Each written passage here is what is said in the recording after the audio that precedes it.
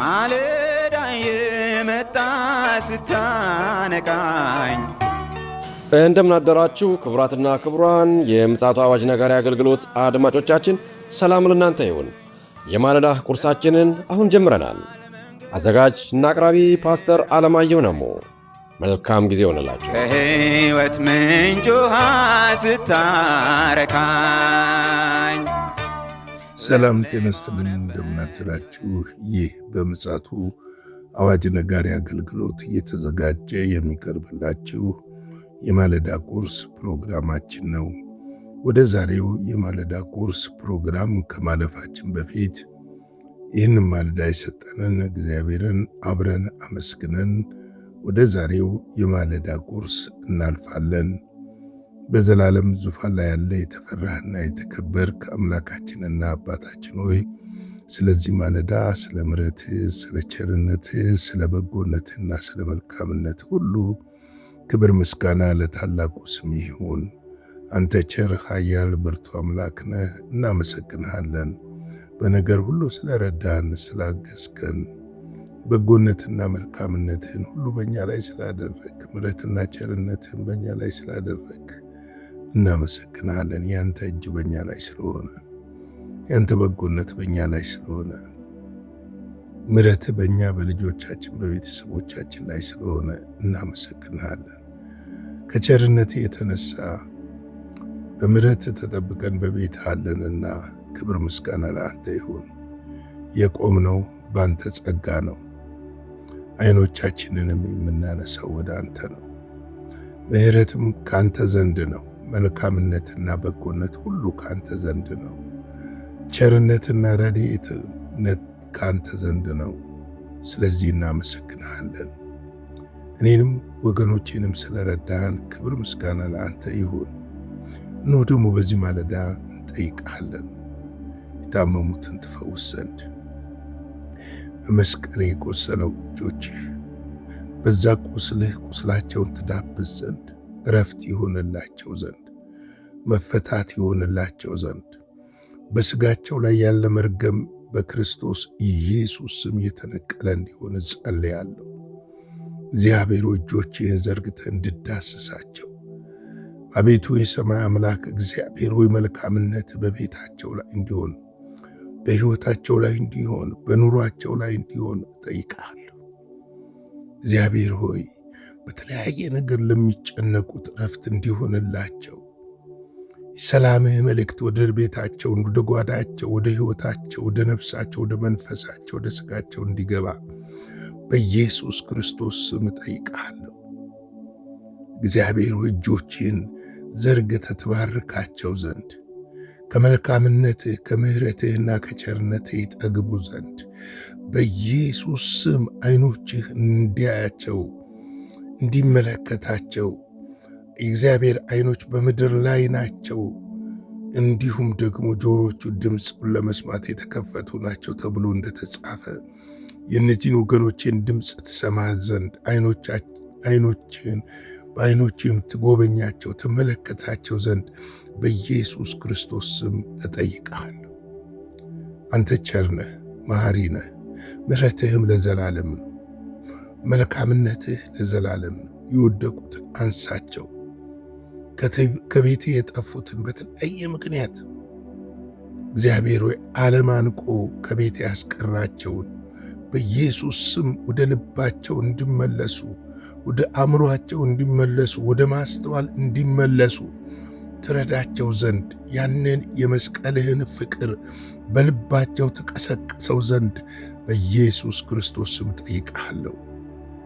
እግዚአብሔር ሆይ ይህ ለክብር ይሁን።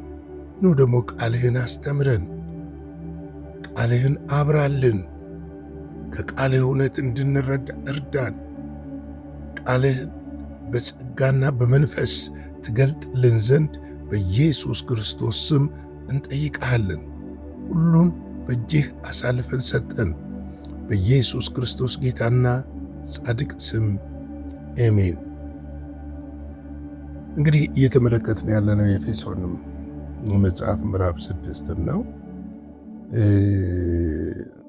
እንግዲህ በዚህ ክፍል ላይ ክርስቶስም ደግሞ እንደወደዳችሁ ለእግዚአብሔር የመዓዛ ሽታ የሚሆነውን መባንና መስዋዕትን አድርጎ ስለ እናንተ ራሱን አሳልፎ እንደሰጠ በፍቅር ተመላለሱ የሚለውን ነበር የተመለከትነው። እንግዲህ በፍቅር እሱ አባታችን ፍቅር እንደሆነ እኛ በፍቅር እንድንመላለስ ይፈልጋል እግዚአብሔር። በፍቅር መመላለሳችን የሚጠቅመን በዋናነት ለራሳችን እንደሆነ ደግሞ ልናውቅ ያስፈልጋል። ምክንያቱም ፍቅር የአባታችን የህልውናችን የህይወታችን መገለጫ ነው። በክርስቶስ ኢየሱስ አምነው የዳኑ ከፍቅር ተወልደዋል ተብሎ ነው የሚታሰበው። የተወለድነው ከፍቅር ነው እና ያንን ፍቅር ደግሞ በህይወታችን የፈሰስነውን፣ የቀመስነውን፣ ያየነውን ከሱ የተቀበልነውን ያንን ፍቅር ደግሞ ለሌሎች ልናጋራ፣ ልንገልጥ፣ ልንሰብክ፣ ልናስተምረው ይገባል እላለሁ። ብዙ ጊዜ ፍቅርን በአንደበት እንናገራለን እንጂ በተግባር ከፍቅር ርቀን በህይወታችን ቀጭጨን እንታያለን። የፍቅር መታጣት ማለት የእግዚአብሔር አብሮነትን መታጣት ማለት ነው። እግዚአብሔር ፍቅር ስለሆነ ዮሐንስ መልእክት ላይ ምዕራፍ 4 ላይ የሚናገረው በጣም ሰፊ ነገር ስለ ፍቅር ይናገራል። ያንን ክፍል እንድትመለከቱ ተጋብዛችኋለሁ። ምክንያቱም ስለ ፍቅር ብዙ ነገር ነው የሚናገረው። ፍቅር የሌለው እግዚአብሔርን አያውቀውም እስከሚል ድረስ ፍቅር የእግዚአብሔር መጋለጫ እውነተኛ ማንነት እንደሆነ አጋፔ የሆነው ፍቅር እሱ እኛን እንደወደደ እኛም ደግሞ ሌሎችን እንደዚሁ ልንወዳቸው፣ እንደዚሁ ደግሞ ፍቅራችንን ልንገልጥላቸው ይገባል። ፍቅር ከንፈር በመምጠት የሚገለጽ ሳይሆን እወድሃለሁ ወንድሜ፣ እወድሻለሁ ወንድሜ በሚል የሚገለጽ ሳይሆን በድካም ጊዜ አብሮ በመቆም በብርታት ጊዜ ደግሞ መተጋገዝን የሚጠይቅ ነው። ብዙ ጊዜ ሰዎች ሁሉ ሲሞላ አብረዋችሁ ሊሆኑ ይችላሉ። ከጎደለ በኋላ ግን ያ በፊት ያሳዩአችሁ የነበረውን ፍቅር፣ መውደድ፣ እናንተ መፈለግ ይቀንሳሉ። ይሄ የሰውኛ ባህሪና በክርስቶስ ኢየሱስ መንፈስ ያልተለወጡ ሰዎች ወይም የሥጋውያን ሰዎች ምልክት ነው። ሥጋውያን ሰዎች ሁልጊዜ በሚታይ ነገር ነው የሚወሰዱት። በመንፈስ ልጆች የሆኑ ያላደጉ ክርስቲያኖች ምልክት ነው። ያላደጉ ክርስቲያኖች ማለት ትናንት የተወለዱ 40 ዓመትም በቤተ ክርስቲያን ቆይተው ያላደጉዋል። የእድሜ ጉዳይ አይደለም። በቤተ ክርስቲያን የመቆየት ጉዳይ አይደለም። ከእግዚአብሔር ቃል ጋር የመተሳሰርና የመያያዝ ጉዳይ ነው። በእርሱ በመንፈሱና በቃሉ በሕይወት የማደግ ጉዳይ ነው። ስለዚህ ሁልጊዜ ያላደጉ ሰዎች ምልክታቸው ከምድራዊ ነገር ጋር የተሳሰረ ነው። ነገሮቻቸው፣ ጸሎቶቻቸውን ስንመለከት፣ ሕይወታቸውን ስንመለከት፣ ልምምዳቸውን ስንመለከት ብዙ ነገራቸው ከምድራዊ ነገር ጋር የተሳሰረና እሳቢያቸው ሁሉ ምድራዊ ነው። ስለዚህ ጫወታቸው በሞላ ጎደለ ነው። ሲሞላ ወደ እናንተ ይመጣሉ፣ ሲጎል ደግሞ ከእናንተ ይርቃሉ። በሚታየው ነገር ስለሚወሰዱ አብረዋቸው ሊቆሙ አይፈልጉም። ያ ፍቅር አይደለም። ፍቅር ግን በጉድለትም በሙላትም አብሮ ይቆማል። ያለውን ያካፍላል። በደልን የማይቆጥር ነው። በምህረት የተሞላ ነው። አለ ምክንያት ይወዳል። አለ ምክንያት ይቀርባል። ፍቅር በእነዚህ ሁሉ የተሞላ ጸጋ ነው። ከእግዚአብሔር የተሰጠ በእግዚአብሔር ያገኘ ነው። የከበረ ጸጋ እንደሆነ ልናውቅ ያስፈልጋል። እንግዲህ ዛሬ ይህንን ካልኩኝ ዛሬ እስቲ ቁጥር 3ን ከቻልን ደግሞ እስከ ቁጥር 4 እንመለከታለን። እዚሁ ምዕራፍ 5 ላይ ቅዱሳን እንደሚገባ ግን ዝሙትና ርኩሰትን ሁሉ ወይም መመኘትን በእናንተ ዘንድ ከቶ አይሰማ። ለቅዱሳን እንደሚገባ ግን ዝሙት፣ ርኩሰት ሁሉ ወይም መመኘት በእናንተ ዘንድ ከቶ አይሰማም። ዛሬ በቤተ ክርስቲያን የጠፋው ስብከት ቢኖር ተለዩ የሚል ነው። ከዓለም የሚለይ ስብከት። ከኃጢአት የሚለይ ስብከት። ስብከታችን ከመባና አስራታችን ጋር የተያያዘ ሆኗል። ብዙ ጊዜ የሰማሁትን ነገር ትንሽ ልናገረው። አንዳንድ ቤተ ክርስቲያን ስትሄድ እንደዚህ አትስበክ ይባላል። ለምን? ጥለውን ይሄዳሉ፣ ትተውን ይሄዳሉ ይላል። ምክንያቱም ትተው ሲሄዱ አስራት ይጎላል፣ ትተው ሲሄዱ መባ ይጎላል። እኛ የምንሰብከው ክርስቶስ ኢየሱስን ደስ ለማሰኘት እንጂ ሰዎችን ደስ ልናሰኝ አንሰብክም።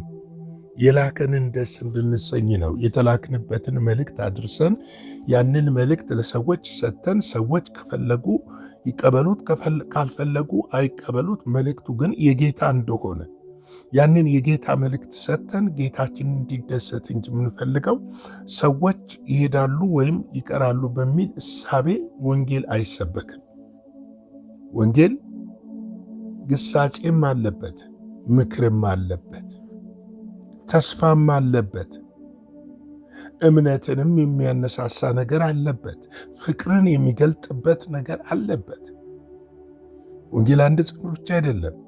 ኃጢአተኛውን እያሽሞነሞንከው በዝሙትህ ቀጥል የምትለው ከሆነ ክርስቶስን እየሰበክ አይደለም፣ ቤተ ክርስቲያንን እያረከስካት ነው። ምክንያቱም ቤተ ክርስቲያን የቅዱሳን ኅብረት ነች። ልድገመው፣ ቤተ ክርስቲያን የቅዱሳን ኅብረት ነች። በእርግጥ ሰው አይሳሳትም እያልኩ አይደለም፣ አይወድቅም እያልኩ አይደለም። የወደቀውን አንስተ የምታቆመው እርኩሰት፣ ዝሙት፣ ኃጢአትና በደል እንደሆነ እግዚአብሔርን የሚያሳዝን እንደሆነ ከእግዚአብሔር የሚለይ እንደሆነ ለሕዝቡ ለቅዱሳን ስትነግረው ነው እንጂ እኔ አይመለከተኝም እሱ የራሱ ጉዳይ ነው የምንለው ነገር የለንም። ብልቶች ነን። በብልቶች ውስጥ አካል ነን። ስለዚህ ከአካላችን አንዱ ጣት ቢቆስል የራሱ ጉዳይ ብለን አንጥለው። ያንን የቆሰለውን ጣታችንን እናክመዋለን፣ እንዲድን እንመኛለን። ምክንያቱም የሱ መቁሰል ሁለንተናችን ላይ ህመምና የህመም ስሜት ስላለው። ዛሬ በቤተ ክርስቲያን ሰዎች እንደፈለገ ነው የሚመላለሱት። አስፈሪ ነው። እንደ ኖህ ዘመንም ይመስላል፣ እንደ ሎጥ ዘመንም ይመስላል አሁን ያለው። ምክንያቱም ሰዎች መገሰጽን፣ ምክርን አይፈልጉም። ሁልጊዜ የሚፈልጓት ነገር ትሻገራለህ፣ ታገኛለህ፣ ትባረካለህ፣ ትበለጽጋለህ የሚለውን ነው። ስለዚህ ኃጢአተኛውን ኃጢአተኛ ባትለው እኮ ደሙ በአንተ ላይ ነው፣ ደሙ በእኔ ላይ ነው፣ ደሙ በእናንተ ላይ ነው። ኃጢአተኛውን ኃጢአቱን ልንነግረው ያስፈልጋል።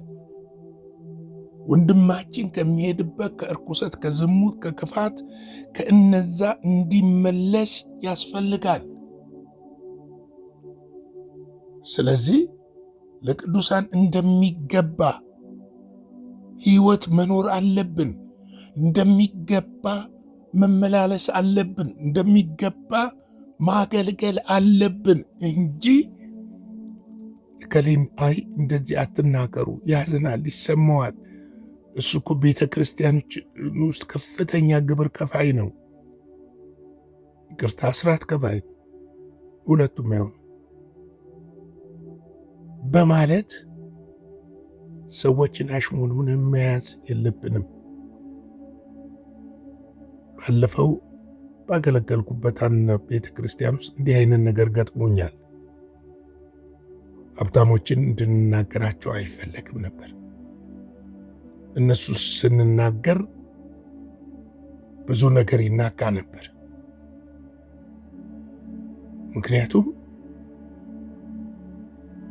አስራት ሞቅ ያለ አስራት ስለሚሰጡ። ይህ ማለት ምን ማለት እንደሆነ በሌላ ጽንፍ ላሳያችሁና የዛሬ መልእክቴ ልቋጭ። እንደዚህ አይነት ትምህርቶችን አታስተምሩ ሲሏችሁ አገልጋዮች የማያደርጉ ከሆነ መታመኛቸው እነዛ ሰዎች ናቸው። እነዛ ሰዎች የነሱ ጣዖቶች ናቸው። የፋይናንሳቸው ምንጭ እግዚአብሔር መሆኑን ረስተውት እነዛ ሰዎች የእግዚአብሔር የፋይናንሳቸው ምንጭ መሆኑን አምነዋል ማለት ነው። ስለዚህ ይህ አካሄድ በቤተ ክርስቲያንም ውስጥ ሆነ በግል ሕይወታችንም ሆነ በህብረቶችም ውስጥ ሆነ በቡድኖችም ውስጥ ሆነ መወገድ ያለበት ጉዳይ ነው ብዬ እላለሁ። እንግዲህ ለዛሬ ማለዳ ያለኝን በዚህ ልቋጭና ላይክ፣ ሼር፣ ሰብስክራይብ እያደረጋችሁ ይህንን አገልግሎት ለብዙዎች እንድታዳርሱ በጌታ ፍቅር ጠይቃችኋለሁ። በዚህ ማለዳ ደግሞ አገልግሎታችንን መደገፍ የምትፈልጉ ደስ እያላችሁ በልግስና በፍቅር እንድታደርጉት እየጠየቁ በስክሪኑ ላይ ባለው አካውንት ቁጥር አገልግሎታችንን በገንዘባችሁ ደግፉ። ላለው የጌታ ጸጋ ሰላም ከእናንተ ጋር ይሁን። አጭር ጸሎት ጸልየን እንጨርስ። የዘላለም አምላክ እግዚአብሔር ሆይ ስለዚህ ማለዳ ስለ ምሕረትህ፣ ስለ ቸርነትህና ስለ በጎነትህ፣ ስለ መልካምነት ሁሉ በክርስቶስ ኢየሱስ ስም እናመሰግናለን።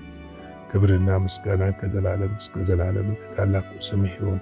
በነገር ሁሉ ስለረዳን፣ በነገር ሁሉ ስላገዝከን፣ ስላስተማርከን፣ ስለመከርከን በዚህ ዘመን ደግሞ ጌታ ሆይ አንተን እየመሰል መኖር እንድንችል ጸጋና ኃይልን እንድታበዛልን በኢየሱስ ስም እጠይቅሃለሁ።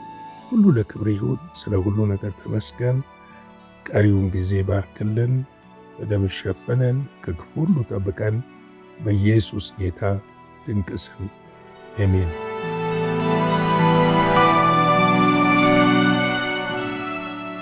በነበረን የመልእክት ክፍለ ጊዜ እንደተባረካችሁ ተስፋ እናደርጋለን። በነገው ማለዳ በሌላ ዝግጅት እንገናኛለን። መልካም ቀን።